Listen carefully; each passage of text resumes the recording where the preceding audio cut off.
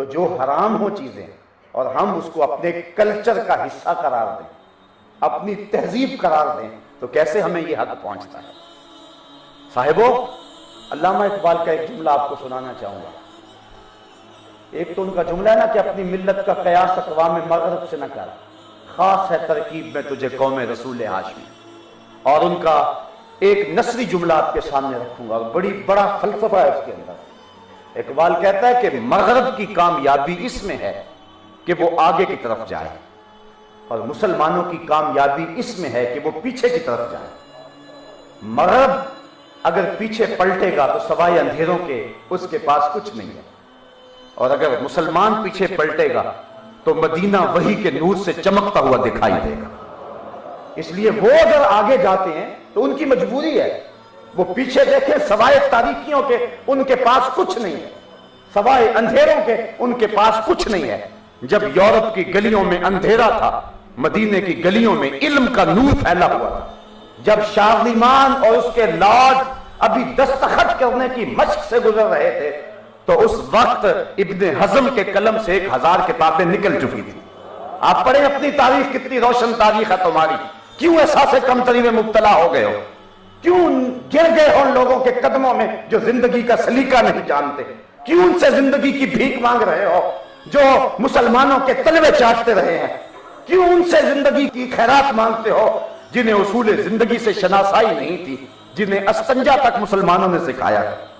آپ پڑھیں تاریخ اندلس کی، آپ قرطبہ کی تاریخ پڑھیں، 1400 ستونوں پر مشتمل اس مسجد قرطبہ کی، اور وہاں پھیلی ہوئی یونیورسٹیوں اور وہاں کے کالجوں اور مدارس کی تاریخ پڑھیں۔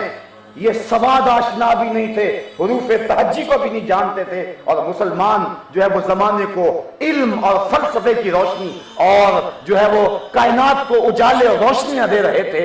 کائنات کو جتنی بھی روشنی دی ہے محمد عربی کے غلاموں نے دی۔ اقبال کہتا ہے اے گلستان اندلس ہے یاد تجھ کو، اے گلستان اندلس ہے یاد تجھ کو، تھا تیری ڈالیوں پہ کبھی آشیاں ہمارا۔ وہ عبد الرحمن الاول کا بویا ہوا درخت جس کو عبد الرحمن الداخل بھی کہتے ہیں، جس کو اقبال صحرائے عرب کی حور کہتا ہے، تو وہ کیا ہمارا خوبصورت ماضی تھا، اور کتنی روشن ہماری وہ تاریخ ہے جس کو آج مسلمان بھول چکے ہیں۔ تو اقبال کہتا ہے کہ تمہارا فائدہ اس میں ہے کہ تم پیچھے جاؤ، چونکہ تمہارے پیچھے روشنی ہے، تمہارے پیچھے اجالے ہیں۔ وہ ایک زمانہ تھا جب 9/11 کا واقعہ ہوا تو اس وقت بش نے کہا تھا، آپ کو یاد ہوگا، کہ ہم تمہیں پتھر کے زمانے میں دھکیل دیں گے، اگر تم نے ہماری بات نہ مانی تو پتھر کے زمانے میں دھکیل دیں گے۔ تو میں نے اگلے جمعۃ المبارک کو کہا تھا، میں نے کہا تھا یہ گوری چمڑی والوں کو پتھر کے زمانے سے نامونوسیت ہوگی، ہماری زندگی کا سارا حسن تو اس پتھر والے زمانے میں ہے۔ میں نے کہا لے جاؤ ہمیں اس پتھر والے زمانے میں، اس زمانے میں سانس گھٹ رہا ہے ہمارا، جب بھائی بھائی کا گلا کاٹ رہا ہے، جب ایک دوسرے کی جڑیں کاٹی جا رہی ہیں، جس کی لاٹھی اس کی بھینس، بے حیائی بدکاری کا طوفان بدتمیزی ہے۔ ہم اکتا گئے ہیں اس دور سے، کوئی لے جائے ہمیں اس دور میں، اس پتھر والے دور میں لے جائے جب کھجور کی چٹائی پہ بیٹھ کے محمد عربی زندگی کا درس دیا کرتے تھے۔ ہمیں لے جاؤ اس دور میں، ہمیں پہنچا دو اس زمانے میں جب حضور ابو بکر، عمر، عثمان و علی اور بلال حبشی اور صفہ کے چبوترے پہ بیٹھ کر پڑھنے والوں کو زندگی کے سبق پڑھایا کرتے تھے۔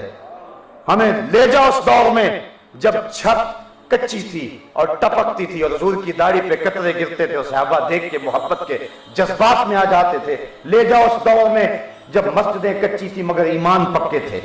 ہمیں لے جاؤ اس دور میں جب مدینے میں بکریاں ممیا رہی تھیں اور اونٹ جگالی کر رہے تھے، اور حضور زمانے کو زندگی کی خیرات بانٹ رہے تھے، اور زمانے میں اتنے حسین لوگ پرورش پا رہے تھے کہ کوئی سلمان تھا، کوئی ابو ذر تھا، کوئی بلال تھا، کوئی ابو بکر تھا، کوئی عمر تھا، کوئی عثمان تھا، کوئی علی تھا۔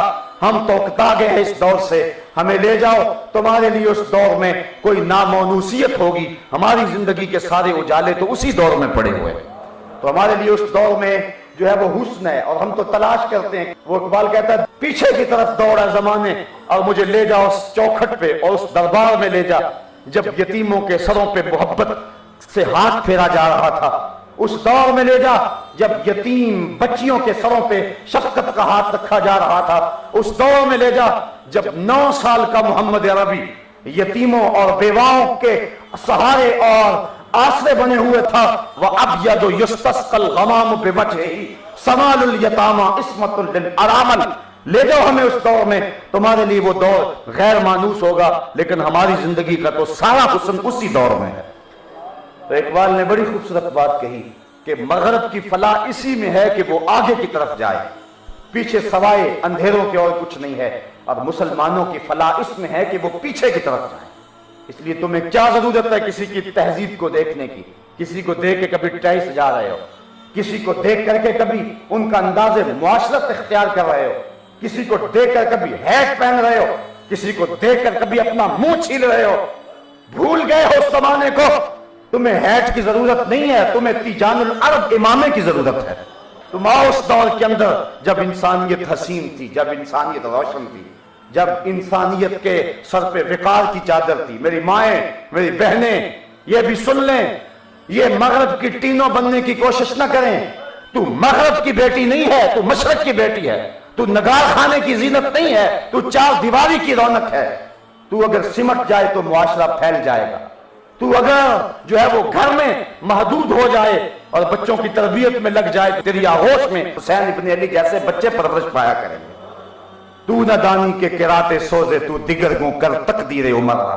اقبال کہتا ہے تو نہیں جانتی، اگر تو بہن ہو کے قرآن پڑھے تو عمر کی تقدیر بدلتی ہے، اور اگر تو ماں ہو کے قرآن پڑھے تو بیٹا نیزے کی نوک پہ بھی قرآن سناتا ہے۔ پیچھے چل، پیچھے کی طرف، تیرا سارا حسن، تیری ساری زندگی اس زمانے کی طرف ہے۔ ہمیں کسی سے زندگی کی بھیک مانگنے کی کیا ضرورت ہے؟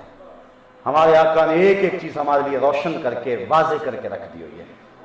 اس لیے کسی کی غلامی میں اور کسی کی ریس میں اپنی زندگی گزارنے کا تکلف کرنے کی ہمیں قطعاً ضرورت نہیں ہے۔ مت تکلف کریں اپنی زندگی کو، اپنی زندگی کو سادگی میں لے جائیں جو سادگی ہمارے آقا نے بتائی ہے، اور اپنی زندگی کو اس نمونے کے اسوہ پہ لے جاؤ کہ جس کے بارے میرے رب نے کہا ہے کہ اگر اسوہ حسنہ دیکھنا ہے تو میرے محمد کی زندگی کو دیکھ لو۔ آؤ اب اس سمت پلٹیں۔ اسلام یہ بھی گوارا نہیں کرتا کہ میرا ماننے والا کسی غیر کی طرف نظر اٹھا کے دیکھے۔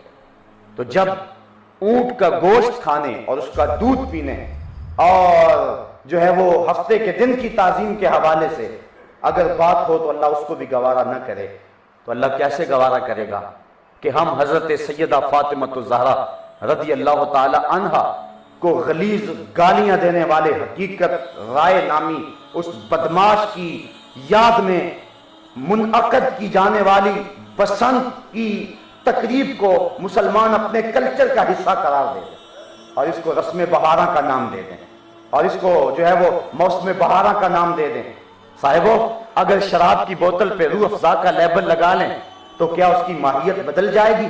یہ اس بدماش شخص کی یادگار ہے جس کو سر زکریا خان نے جو ہے وہ حضرت سیدہ فاطمہ الزہرا کی توہین کی پاداش میں لاہور کے اندر قتل کیا تھا، اور پھر اس کی یاد میں 1 سال کے بعد اس کی برسی کے موقع پر ہندوؤں نے یہ کنکھیاں اڑائی تھی، یہ پتنگ اڑائی تھی۔